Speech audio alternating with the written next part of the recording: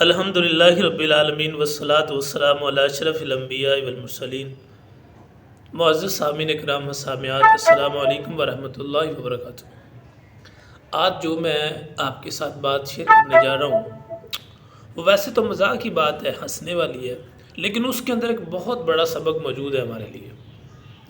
تو میں نے یہ سوچا کہ چلے چہروں پہ مسکراہٹیں بھی بکھر جائیں گی، سنت مصطفیٰ صلی اللہ تعالیٰ علیہ وسلم بھی ادا ہو جائے گی، اور ایک ہمیں سیکھنے کے لیے ایک کام کی بات بھی مل جائے گی۔ اگر آپ کو یہ بات اچھی لگے تو آپ نے اس پہ عمل پیرا ہونا ہے اور آپ نے اسے دوسروں تک ضرور پہنچانا۔ ایک گاؤں تھا ہمارے ہاں، عرف ہے دیہاتوں میں جو نمبردار ہوتے ہیں نا، جو چودھری صاحبان ہوتے ہیں، ان کے کچھ مخصوص ملازمین ہوتے ہیں۔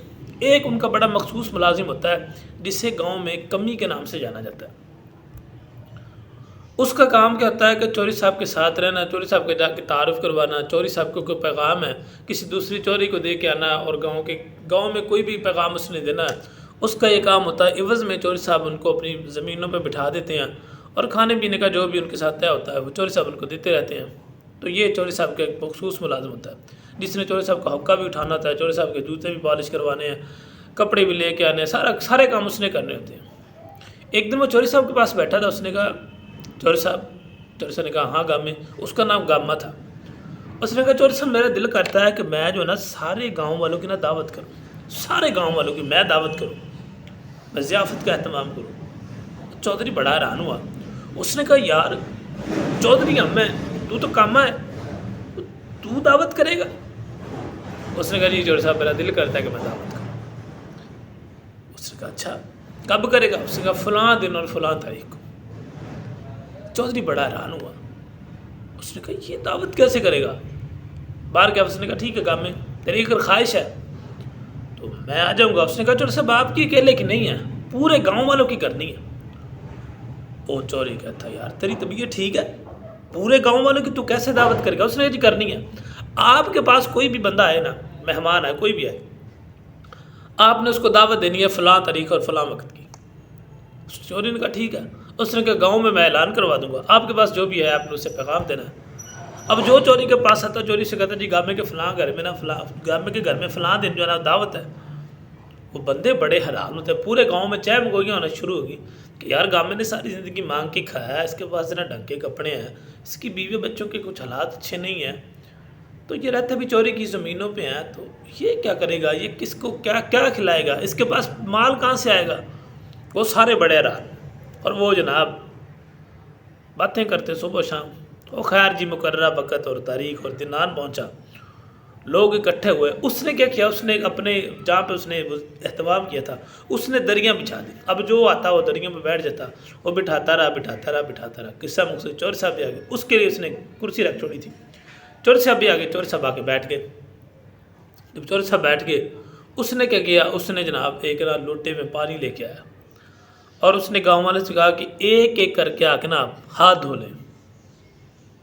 جب وہ پہلا آیا، دوسرا آیا، تیسرا آیا، چوتھا، پانچواں، یک کے بعد دیگرے سارے ہاتھ دھوتے گئے۔ جب سب نے دھو لی، انہوں نے کہا چور صاحب، انہوں نے کہا ہاں جی گام میں، انہوں نے کہا چور صاحب آپ بھی ہاتھ دھو لیں۔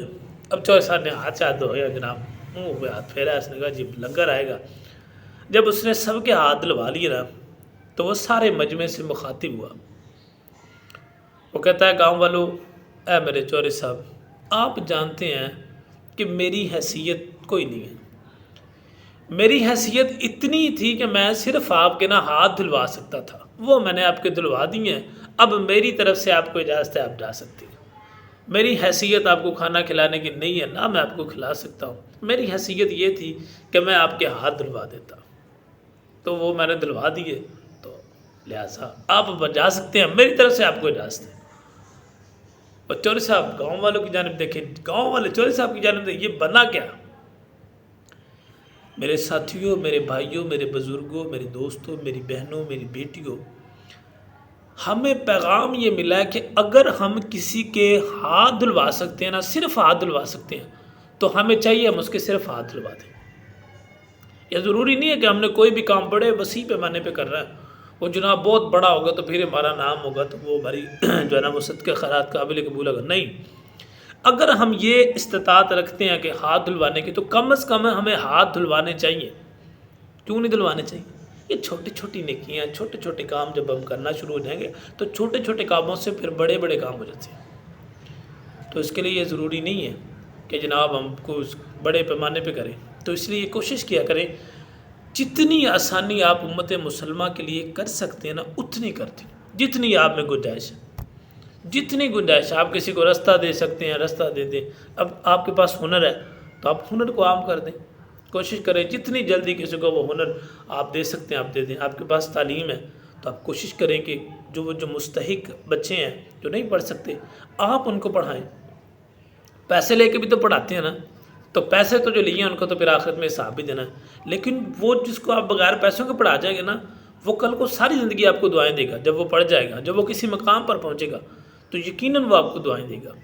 جو کام ہم جتنی آسانی جس کے لیے ہم جو کر سکتے ہیں نا ہمیں وہ کرنی چاہیے۔ ہمیں اس گامے کی طرح کم از کم ہاتھ جو نا وہ ہمیں دھلوانے چاہیے۔ اللہ تعالی ہمیں عمل کی توفیق عطا فرمائے۔ السلام علیکم ورحمۃ اللہ وبرکاتہ۔